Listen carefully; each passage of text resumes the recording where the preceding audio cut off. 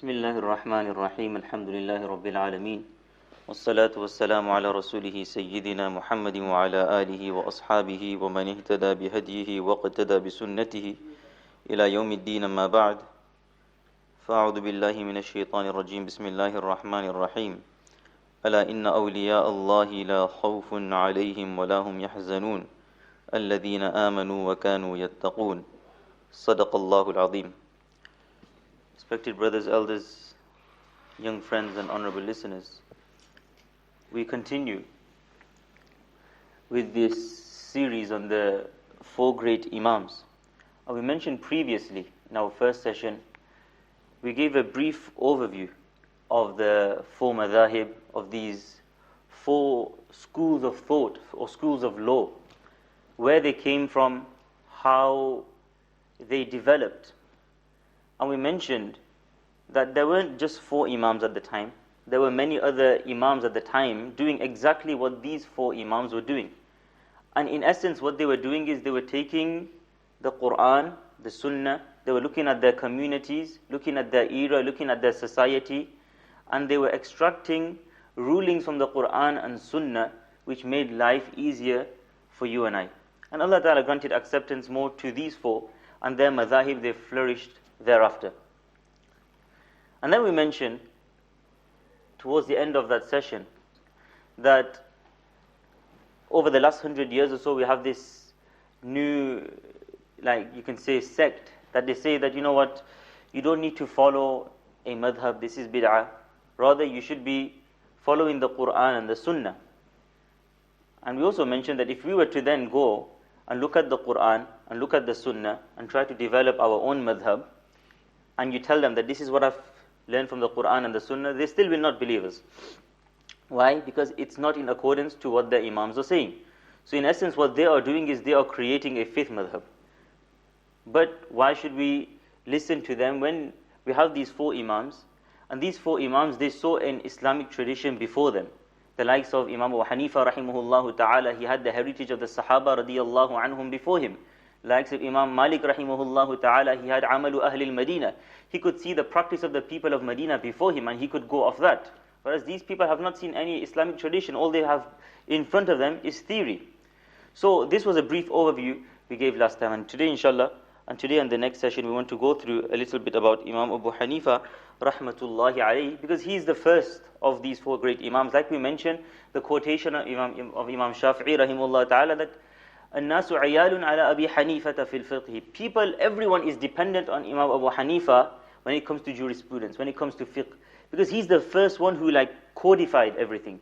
He's the first one who actually, started this, where he went to the Quran and he went to the Sunnah and he extrapolated and he extracted rulings from the Quran and the Sunnah of Rasulullah sallallahu alaihi wasallam. Now before we actually go on, I'm going to ask a question here. Can anyone tell me, remember we can learn from each other.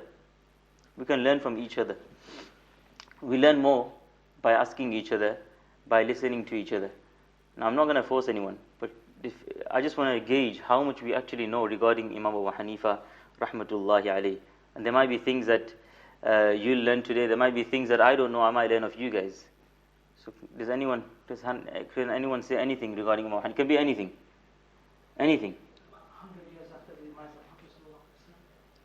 Very close. He was born 70 years. He was born in 70 after Hijrah, after Rasulullah sallallahu alaihi wasallam.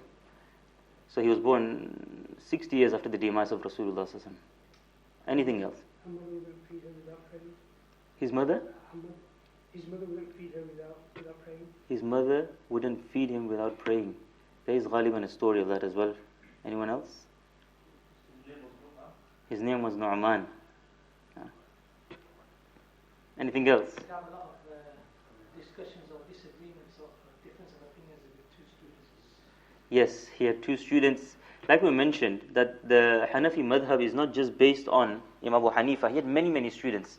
And they also had disagreements with him. Like we said, Imam Muhammad rahimahullah ta'ala, one of his greatest students, he made this madhab flourish. If he wanted to, he could have created his own madhab.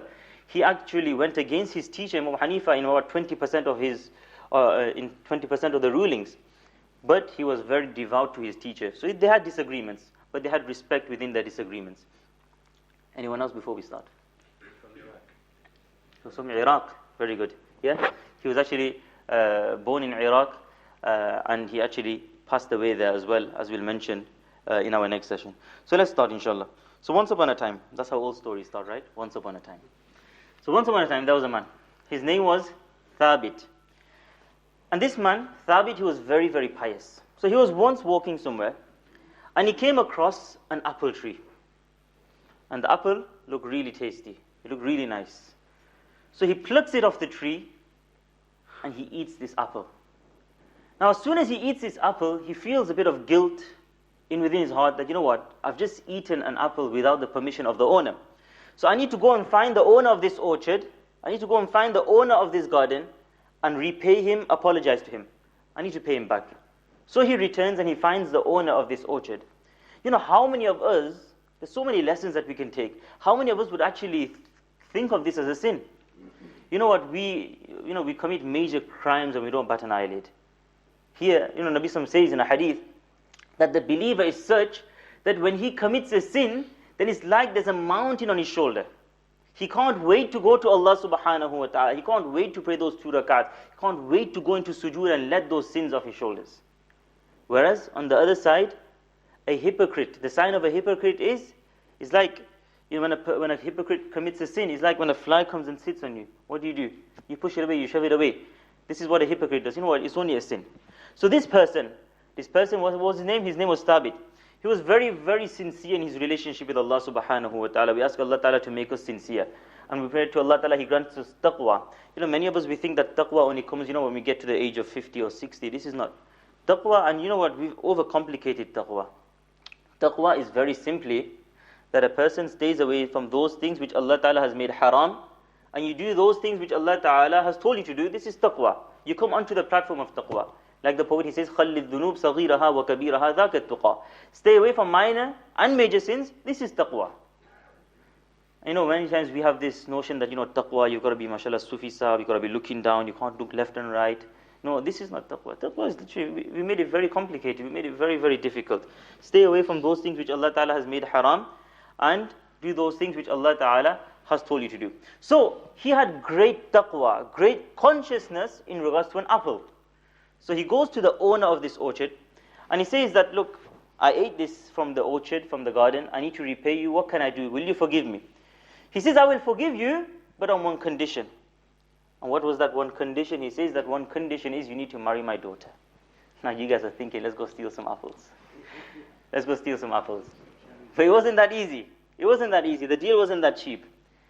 He says, you have to marry my daughter, but there's only one thing. My daughter, she's blind in both her eyes, she's deaf, she's dumb, and she's disabled with her hands and her feet. Now it's not so easy, is it? Now it's like, let's see how sincere you are in your relationship with Allah subhanahu wa ta'ala. Are you really serious about seeking forgiveness from Allah subhanahu wa ta'ala? Many of us, when things are going great, alhamdulillah, when things get a bit tough, then we see how much water we're actually in.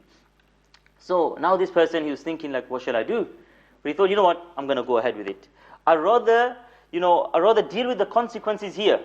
In this way, it's going to be either here or the akhirat. I'd rather deal with the consequences here than in the akhirat. So he agrees. And the nikah is done.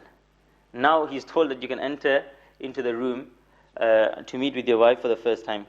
So he enters the room, and to his amazement, he sees the most pretty girl, the most pretty woman he has ever seen in his life.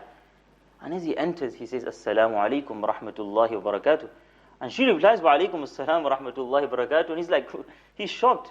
First of all, how did you see me? Number 2, how do you reply to me? And how do you even hear my salam? He's a bit shocked. He thinks he's got the wrong girl here. And then he says that, look, your father told me that you're deaf, dumb, blind, and you're disabled with your hands and feet. So she says that, yes, I understand that my father probably said this to you. And the reason he's probably said this to you is, these eyes of mine have never ever looked towards haram. These ears of mine have never ever listened to haram. This tongue of mine, I've never ever utilized it in haram. And these hands of my feet, I have never ever used them in haram. I have never gone towards haram with these hands and feet of mine. She says, I have been nurtured in an amazing way by my father. And they got married, and from that union, they had a child by the name of Nu'man ibn Thabit, more commonly known as Imam Abu Hanifa, rahimahullahu ta'ala. And there are so many lessons that we can learn from here, especially the importance of good parenting. And parenting, when does it start? Many times we think it starts when the child gets older, 11, 12, 13, or maybe when the child gets to 18 and the child's not coming home. It's 2, 3 o'clock at night, and you're worrying as parents: is my child going to come home as sober? Is he going to be in the state of intoxication? Is my child going to come home sane or insane? No, that's not when parenting starts, and this is where we get it wrong. Tarbiyah and parenting starts, just like in this scenario, it starts from the time you choose your spouse. It starts from the time you choose your spouse. Nabi says, تُنْكَحُ الْمَرْأَةُ لِأَرْبَعٍ, that a woman, she is married for 4 reasons. That لِمَالِهَا وَلِجَمَالِهَا وَلِحَسَبِهَا وَلِدِينِهَا, for her wealth, for her family lineage, for her looks, and for her deen.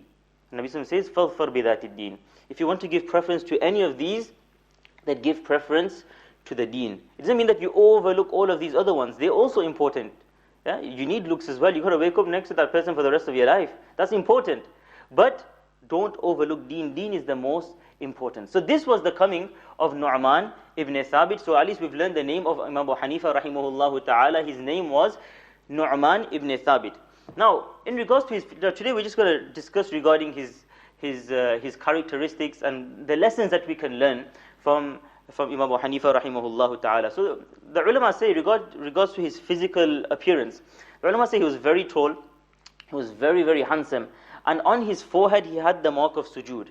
And he also had, you could also see the marks of tears because of the excessive tears that Imam Abu Hanifa rahimahullah ta'ala would shed. Now, Imam Abu Hanifa, what I love about him is, he was just a natural genius.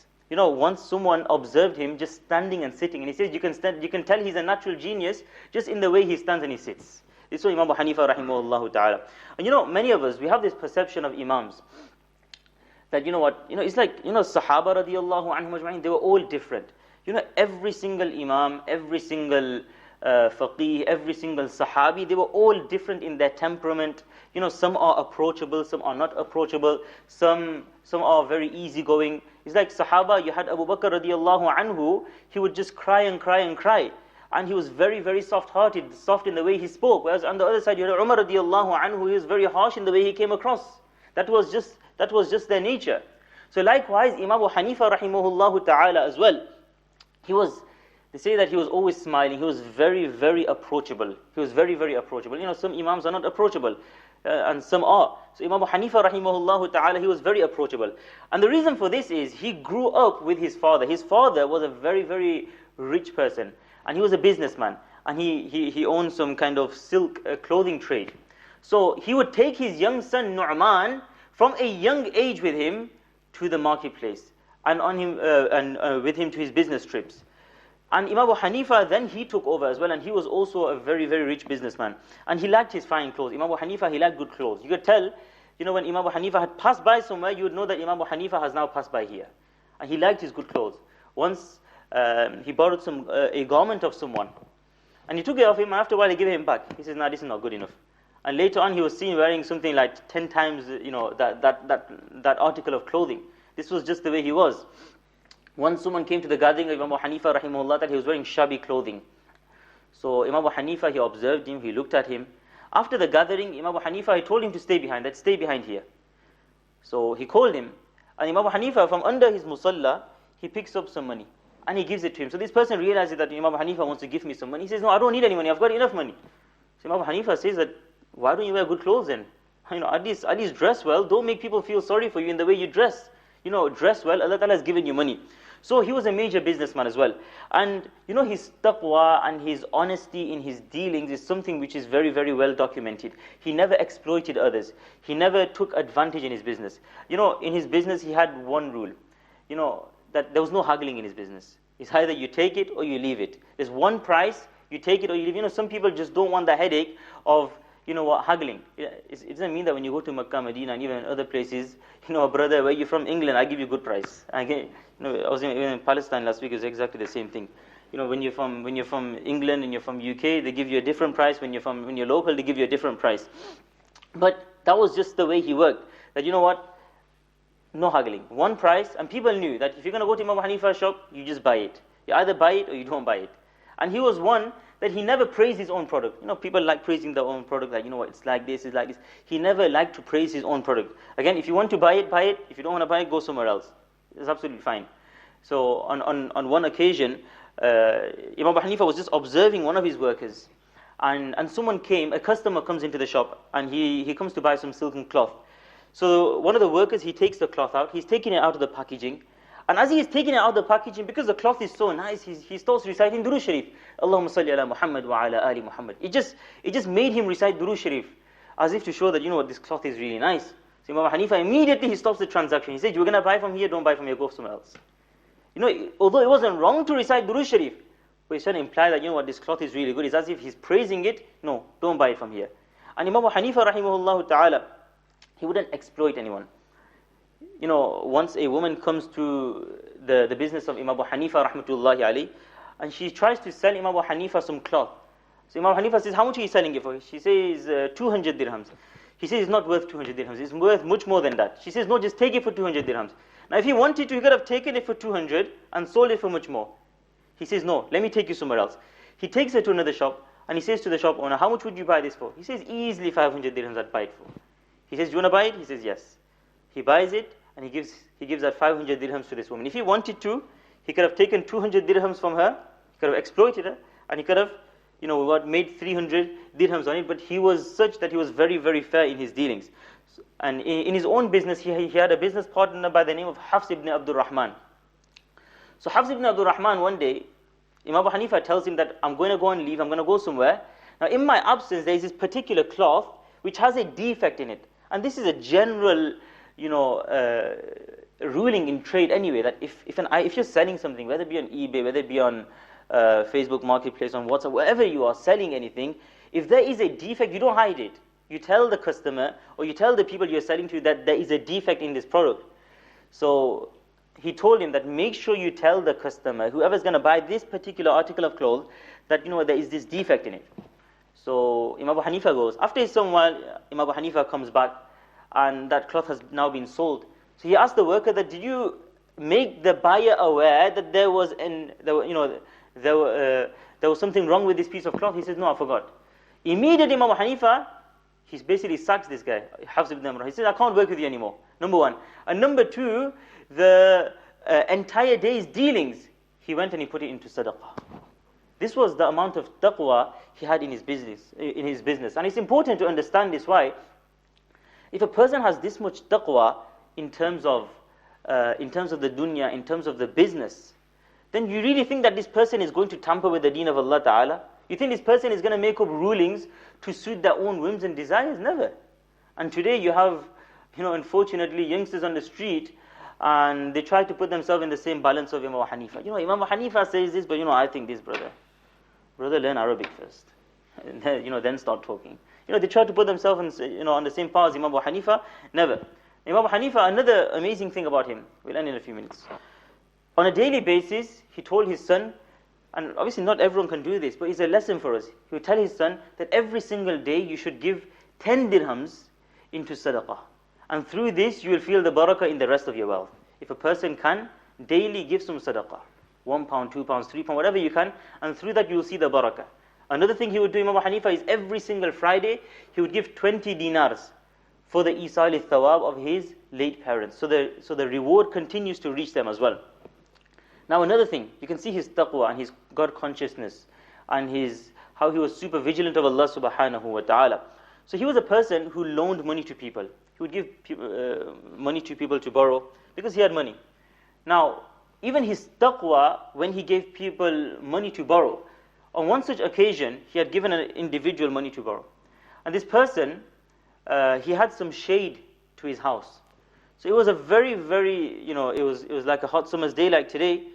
So all the people were taking shade under that person's house. So Imam Hanifa went as well, and he stood there. After a while, he moves out there. And someone asked him that, why did you move out of the shade? And why are you standing directly under the sunlight? He says, I remembered a ruling in Sharia that كُلُّ قَرْضٍ جَرَّ نَفْعًا فَهُوَ riba. Every loan which derives some kind of extra benefit, then this is riba. I've given him a loan and I'm still deriving extra benefit from the shade of his house. Subhanallah. This was the taqwa. This was the amazing God consciousness that Imam Abu Hanifa rahimahullah ta'ala had. Now, like I mentioned, he grew up as a businessman. And the marketplace, it wasn't just a place of business. They would discuss religion in there, they would discuss politics within there as well. So Imam Abu Hanifa, one day he was sat there, he was at the age of 20. And there was a great scholar by the name of Abu Amir Sha'bi rahimahullah ta'ala, Imam Abu Amir Sha'bi rahimahullah ta'ala, the people's Imam. The people loved him, this Imam. He was very humorous, he was quite funny in the way he came across. Someone once asked him that what is Iblis's wife's name?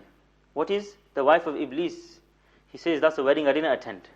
He's just, someone gives him a question like that, he would answer in the same way as well. He wouldn't mock him. This was just the way he was, and that was his nature. So Imam Abu Hanifa, once he was in the market, and Imam Sha'bi rahimahullah ta'ala passed him. And as soon as he saw Imam Abu Hanifa, i.e. Nu'man at the time, still 20 years old, he called him and he said to him, who do you go to? So Imam Abu Hanifa is like, who do I go to? I just do trade. I go to all these businesses. He says, no, who do you go to seek knowledge from? Who do you seek ilm from? He says, I don't go to anyone. So Imam Sha'bi said something amazing to him. He said, don't let time go by in a state that you are heedless. Go and study ilm, become a scholar of knowledge, because I can see potential in you. And if you pursue this, if you pursue the path of seeking ilm, Allah Ta'ala will make you shine. Now this is positive encouragement. This is something, unfortunately, in our Asian community we lack. What is that? Giving positive encouragement to our youngsters especially. What happens today? Child comes home from school, he's got a B.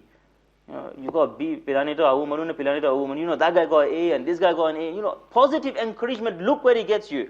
And the result of this positive encouragement was such that today we can safely say that the legacy of Imam Abu Hanifa rahimahullah ta'ala goes totally to the credit of Imam Sha'bi rahimahullah ta'ala. Just a few words can make a difference. Few words can lighten someone up. قَوْلٌ مَعْرُوفٌ وَمَغْفِرَةٌ خَيْرٌ مِّن صَدَقَةٍ. Allah Ta'ala says, just a good word that you say is better than giving hundreds in the path of Allah subhanahu wa ta'ala. So he asked this Imam Sha'bi, that who should I go to then? What should I study? I don't know what to do. He's a bit confused. So Imam Sha'bi asked him that, what do you want to study? Do you want to study Quran? Do you want to study Hadith? Do you want to study Fiqh? Do you want to study Jarh wa Ta'adil? What do you want to study? So he asked him, what is fiqh? He says fiqh is literally what we just spoke about, is to look at the Quran, to look at the Sunnah, you go back to your community and your society and you adopt the rulings. So Imam Abu Hanifa says, you know what, I'd like to study fiqh. So then he tells him that who should I go to? He says that you should go to a person by the name of Hamad ibn Abi Sulaiman rahimahullah ta'ala, who we will talk about next week. Now initially, Imam Abu Hanifa, before he even studied fiqh, he also would study some aqidah, or theology, ilm al-kalam. And, unfortunately we see today as well, at that time as well, there was a lot of aqidah bashing. One group, one sect calling another person a kafir, this person is kafir, that how many times have we wasted, I'm not going to say which channels you're going to look on YouTube, but how many hours have we just wasted on YouTube watching videos of one group bashing another group, and that group bashing another group, and one calling that person a kafir, that person calling that person a kafir, and we just end up wasting time. And he also realized, this is a waste of time. This is a waste of time. And he mentions himself that so many times, he would live in Kufa, and there was another place close to that which was called Basra. So there was a lot of people with new, radical ideas, new ideas. There was a Jabariyya, Qadariyya. They had all these, different, ideas. So he says himself that so many times, over 20 times, 27 times, I went to Basra and I went to debate with these people. And he was just amazing at what he did. And he says, I would convince them and I would convert them as well. There was, there was all these different people at the time. His own neighbor, Imam Abu Hanifa's neighbor, was a Shia. And an incident comes to mind. His Shia neighbor, he had 2 donkeys. And because, they hate Abu Bakr, Umar, he named one Abu Bakr, he named one Umar. So, one of the days, one of the donkeys kicked him and he passed away. He died. So Imam Abu Hanifa says, I can guarantee you the one that kicked him was Umar. And it actually was Umar, not Umar radiallahu, it was Umar, the one he had named Umar, because obviously he had the qualities of Umar radiallahu ta'ala anhu. So, like I mentioned, that he would go to Basra and he would debate, and he was well known for this. People would know that, this is Imam Abu Hanifa. You'd see him on the streets. This is Imam Abu Hanifa who, he debates with people, and he's amazing, and he was just amazing. Some people just have a knack, the way they speak, they can come across very convincingly, and they're just very clear in the way they speak and very convincing. And, one day he went to Medina Munawwara, and he went for Hajj. And he met the great Imam Malik rahimahullah ta'ala, who was a contemporary of Imam Abu Hanifa rahmatullahi alayhi. Now after he met Imam Malik rahimahullah ta'ala and he went, someone asked him that, you've just met Imam Abu Hanifa, what do you think of him? So he said something amazing. He says, رَأَيْتُ رَجُلًا لَوْ كَلَّمَ هَذِهِ السَّارِيَةِ ذَهَبًا لَقَوْمَ بِحُجَّتِهِ. I've just seen an individual, if he was to claim that this pillar is made out of gold, he could prove it. That's how amazing he was, and that's how convincing he was. Inna min al-bayani la-sihra. Some people, their speech is just so amazing, they can convince you. So there's an amazing incident, and I'll end with this. That Imam Abu Hanifa rahmatullahi alayhi, like I mentioned, that he would go for these debates. So once some atheists, they came to Basra and to the governor of Basra, and they said, we want you to get your best debater, and we want to debate him. So the governor of Basra, he knew that our best debater is none other than Imam Abu Hanifa rahimahullah. So they invited him, Imam Abu Hanifa, that these atheists, they want to debate with you. Now Imam Abu Hanifa, he just knew how to play this. So Imam Abu Hanifa, he just delayed the way he came. He delayed. So for example, he was meant to get there for 8 p.m. Just for example, he delayed. It's 10 p.m., 11 p.m. There's still no sign of Imam Abu Hanifa. Now what's going on? Everyone's like, what's going on? Even this atheist is laughing. Like, your best debater, he can't even turn up. And even the governor, he's thinking, what should we do? We've got no one better than Imam Abu Hanifa rahmatullahi. Now after some time, when they were about to disperse, Imam Abu Hanifa turns up. And the atheist says, where have you been all this time? He says, shall I tell you where I've been? So he says that for me to get to these palaces, to get to the governor's palace, I have to cross a river from my house to the palace. So as I was coming, there was no boats available. And just as I was standing at the river, I see something amazing. I see that the tree falls down and it starts cutting itself into planks. And then these planks, they go into the river and they start forming a boat right in front of my eyes. And not only that, all these nails, they come up from the sea, from the water, and they start nailing themselves into the boat. Now because there was water leaking through the boat, all this sealant came from the water again, and it put this boat together. And then it came towards me, I sat in, and I came towards you. So this atheist starts laughing. What's wrong with you? Like, how can I believe this? And this is exactly the answer that Imam Abu Hanifa rahmatullah wanted to hear. That you cannot believe that a boat came together without a creator. And you want to believe that the whole universe, the heavens, the earth, the sun, the moon came together without a creator? And then this atheist ran away. So this was just the way. He just had a knack of speaking, Imam Abu Hanifa rahmatullahi alayhi. He would come across very convincingly. So this was just a very brief background of Imam Abu Hanifa rahmatullah in terms of his dealings, in terms of his business. Inshallah, this was just part 1. Inshallah, in 2 weeks' time, inshallah, we'll go through part 2 of Imam Abu Hanifa rahmatullahi alayhi, and we'll also discuss the methodology of the fiqh of Imam Abu Hanifa and the Hanafi madhab. May Allah Ta'ala grant us understanding. My asatiza used to always say that, even when we used to read books of hadith or Imam Nawawi's books, he says we are indebted to these individuals. And every single day we should really do some kind of isal al-thawab for them. But you know what? We're probably going to forget. So I'm just going to say at the end of this gathering, let's just recite 3 times Surah Ikhlas and send it as isal al-thawab for Imam Abu Hanifa rahmatullahi alayhi, because we are truly, truly indebted to these great individuals. May Allah Ta'ala give us a tawfiq, inshallah. Bismillah.